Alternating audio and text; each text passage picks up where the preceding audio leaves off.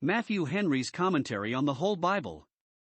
An exposition, with practical observations, of the book of the prophet Obadiah. Introduction. This is the shortest of all the books of the Old Testament, the least of those tribes, and yet is not to be passed by, or thought meanly of, for this penny has Caesar's image and superscription upon it. It is stamped with a divine authority. There may appear much of God in a short sermon, in a little book, and much good may be done by it, multum in parvo, much in a little. Mr. Norris says, if angels were to write books, we should have few folios. That may be very precious which is not voluminous. This book is entitled, The Vision of Obadiah. Who this Obadiah was does not appear from any other scripture.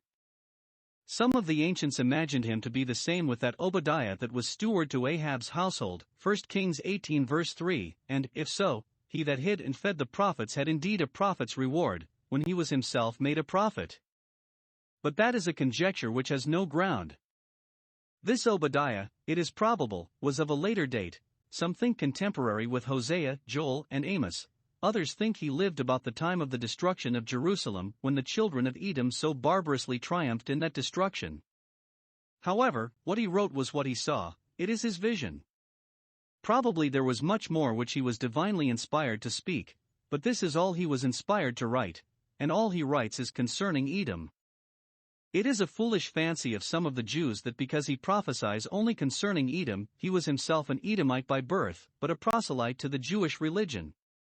Other prophets prophesied against Edom, and some of them seem to have borrowed from him in their predictions against Edom, as Jeremiah 49 verse 7, etc., Ezekiel 25 verse 12, etc.